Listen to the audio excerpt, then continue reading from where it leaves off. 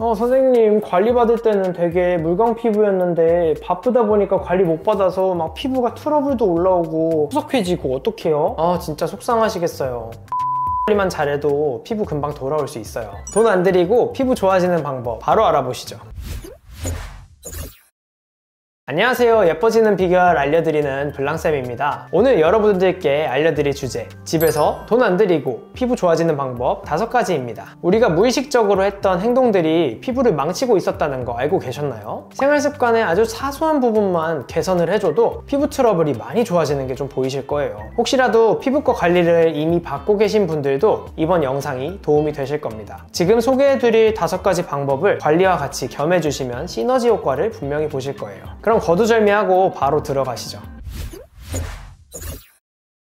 돈 안 들이고 피부 좋아지는 습관 첫 번째, 바로 보습 관리입니다. 피부가 건조해지면은 우리 피부에 주름이 생기고 탄력도 떨어지게 됩니다. 요즘 같은 겨울철에는 특히나 공기가 건조하고 차갑기 때문에 피부가 쉽게 건조해지고 난방기기를 많이 사용하시기 때문에 더더욱이나 피부 가려움증이나 피부 건조증이 쉽게 유발할 수 있습니다. 돈 안 들이고 보습 관리하는 첫 번째 꿀팁은 바로 물 온도 조절하기입니다. 여러분 혹시 세수나 목욕하실 때, 샤워하실 때 물 온도는 어떻게 하고 계시나요? 요즘 같은 추운 날에는 따뜻한 물로 목욕을 하거나 샤워를 하시는 분들이 분명 많을 텐데요. 지나치게 뜨거운 물은 우리 피부 표면에 유분기를 없애서 피부를 건조하게 만듭니다. 그렇기 때문에 되도록이면 너무 뜨거운 온도는 삼가해 주시는 게 좋겠죠. 또 한 가지 꿀팁을 말씀드리자면 건조한 피부에 자극을 일으킬 수 있는 샤워 타올을 사용하시기보다는 손에 바디워시를 좀 짜서 이렇게 세안하시듯이 몸을 닦아주시는 것이 자극이 좀 덜 될 수 있습니다. 그리고 샤워를 마치고 몸의 물기를 제거하고 바로 바디로션을 발라주시는 게 보습에 굉장히 도움이 되죠. 무엇보다 자신한테 맞는 보습제를 찾으셔서 매일 아침 저녁으로 꾸준하게 발라주시는 게 제일 중요합니다. 한번 보습을 할 때 엄청나게 많은 양을 바르시기보다는 수시로 들고 다니면서 건조할 때마다 피부 보습을 계속 신경 써주시는 게 훨씬 더 보습에 도움이 돼요.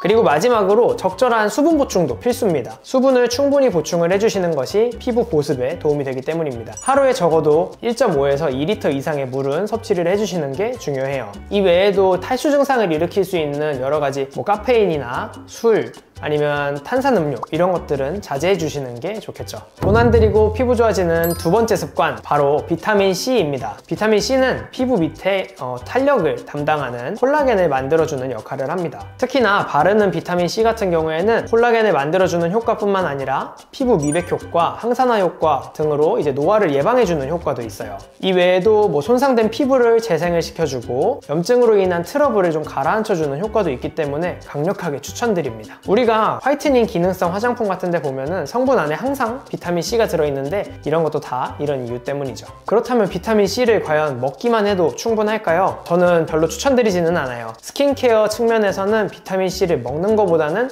바르는 게 효과가 훨씬 더 좋기 때문입니다. 먹어서 섭취하는 비타민C 같은 경우에는 체내에 흡수가 돼서 피부까지 도달하는데 시간이 굉장히 오래 걸릴 뿐만 아니라 한번 먹은 비타민C는 3시간이면은 금방 체외로 배출이 되기 때문에 그렇게 많은 양이 도달할 수가 없습니다. 하지만 비타민C 바르는 제품이 또 만능은 아니에요. 저 같은 경우에는 비타민C 앰플을 사용하면 피부에 좀 자극이 되고 따갑고 하는 증상이 좀 있어서 본인에게 맞는 제품이 있으시면은 그걸 사용하시길 권장드려요. 돈 안 들이고 피부 좋아지는 습관 세 번째는 바로 욕실용품 관리하기입니다. 습도가 높은 욕실은 세균이 증식하기 아주 최적의 환경이죠. 수건이나 샤워기 헤드 등 욕실용품 관리를 조금만 소홀히 하면 피부 질환이 순식간에 생길 수 있습니다. 먼저 수건의 경우에는 우리 몸을 닦게 되면 각질세포가 같이 벗겨지면서 세균이 증식을 할 수 있습니다. 특히나 젖은 수건은 마른 수건에 비해서 세균이 증식하는 속도가 훨씬 빠르죠. 그렇기 때문에 수건을 한번 사용하시고 나서는 바로 통풍이 잘 되는 곳에서 건조를 해주시거나 그마저도 좀 찜찜하다 하시면 한 번만 사용하시고 바로 세탁을 해주시는 게 좋습니다. 절대로 3번 이상 사용하시지 않기를 권장드려요. 특히나 수건에서 퀴퀴한 냄새가 나기 시작한다 하면은 절대로 사용하지 마시기 바랍니다. 수건을 사용한 지 1년이 넘으셨다 하시면 수건은 반드시 새 제품으로 교체해주세요. 샤워 타올도 자주 바꿔주시는 게 좋습니다. 사실 아까 말씀드렸듯이 손으로 바디워시를 문지르는 것이 가장 베스트지만 샤워 타올을 사용하시는 분들이 많아서 꿀팁을 전해드릴게요. 샤워 타올에 묻어있는 우리 피부 각질은 세균들의 훌륭한 영양분 공급처이기 때문에 세균이 쉽게 증식을 할 수 있습니다. 따라서 샤워 타올을 사용하시고 바로바로 통풍이 잘 되는 곳에 말려주시는 게 좋습니다. 또 우리가 공중 목욕탕 같은 데 가면 이런 공용 목욕 타올 같은 거 많이 보셨죠? 이런 공용 목욕 타올 같은 경우에는 피부 질환이 쉽게 전염이 될 수 있기 때문에 가급적이면 개인 목욕 타올을 추천드려요. 마지막으로 남성분들은 특히 면도하실 때 면도날 오랫동안 쓰시는 분들이 있으시죠. 면도날이 가격이 좀 있다 보니까 자주자주 교체를 안 하시는 분들이 간혹 있으신데, 이는 오히려 피부를 망치는 습관입니다. 오래된 면도날로 면도를 하시다가 피부에 상처가 나게 되면 바로 트러블이 생길 수 있습니다. 면도날 안에 증식해 있던 세균이 그 안으로 들어가게 돼서 모낭염이나 심하면은 균열증까지 일어날 수 있기 때문에 되도록이면은 면도날은 자주 교체를 해주시되, 면도를 하시고 나면 면도날을 깨끗하게 세척을 해주시고 햇볕이 잘 드는 곳에 면도날을 말려주시는 게 좋습니다. 돈 안 들이고 피부 좋아지는 네 번째 방법, 그 비결은 세안에 있습니다. 여러분들은 얼굴 세안하실 때 어떤 식으로 세안하시나요? 보통은 이 손으로 물을 묻힌 다음에 바로 얼굴을 닦기 시작하실 거예요. 하지만 절대 그렇게 하시면 안 됩니다. 세안하시기 전에 반드시 이 손을 먼저 깨끗하게 씻어 주셔야 돼요. 이 손 안에는 박테리아나 바이러스 같은 게 득실득실하기 때문에 이 손으로 그대로 세안을 하시게 되면 세안이 제대로 될 리가 없죠. 그렇기 때문에 세안 전에는 반드시 손을 먼저 깨끗하게 씻고 세안을 하시길 권장드려요.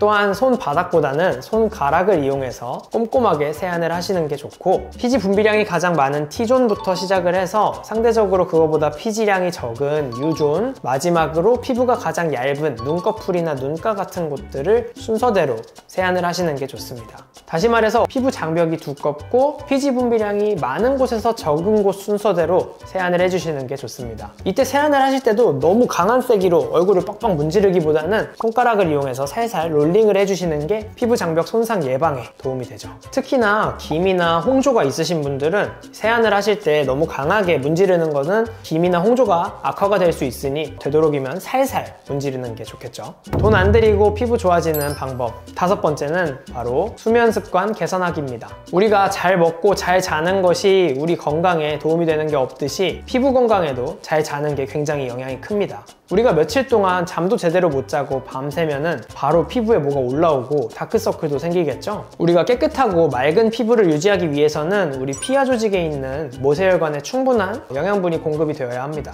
만약 잠이 부족하면 혈액순환이 제대로 되지 않아서 영양분 공급에 문제가 될 수 있습니다. 보통 권장 수면 시간은 7시간에서 8시간에 말씀드리지만 바쁜 일상을 살다 보면 이 수면 시간을 지키기 쉽지 않죠. 저는 그래서 이 충분한 자는 시간을 확보해라 라기보다는 자는 시간과 일어나는 시간을 규칙적으로 하는 걸 권장드려요. 실제로 우리가 자는 동안에 우리 몸에서는 많은 호르몬이 분비가 됩니다. 수면과 관련된 호르몬인 멜라토닌이나 성장 호르몬, 스트레스와 관련된 부신피지 자극 호르몬 같은 것들이 분비가 되죠. 성장기 이후에 성인에서 분비가 되는 성장 호르몬은 피부의 재생이나 회복 이런 데에 도움이 되고, 우리 피부 밑에서 보습인자 역할을 하는 히알루론산이 물을 빨아들일 수 있도록 도와주는 역할을 합니다. 우리가 잠을 푹 자고 나면 피부가 물광기가 돌고 촉촉해지는 것도 다 이 때문이죠. 멜라토닌 또한 성장기 호르몬과 마찬가지로 잠이 들면서 분비되기 시작해서 새벽 2시쯤에 가장 분비량이 많아지게 됩니다. 이 시간대에 깊은 수면을 취하지 못하면 우리 피부가 거칠어지고 피부 빛이 어두워지는 것도 다 이 때문이죠. 또 하나 수면과 관련된 피부 꿀팁을 드리자면, 세균이 번식한 베개는 피부 트러블의 원인이 되니까 일주일에 한 번 정도는 베개를 세척해주는 게 좋습니다.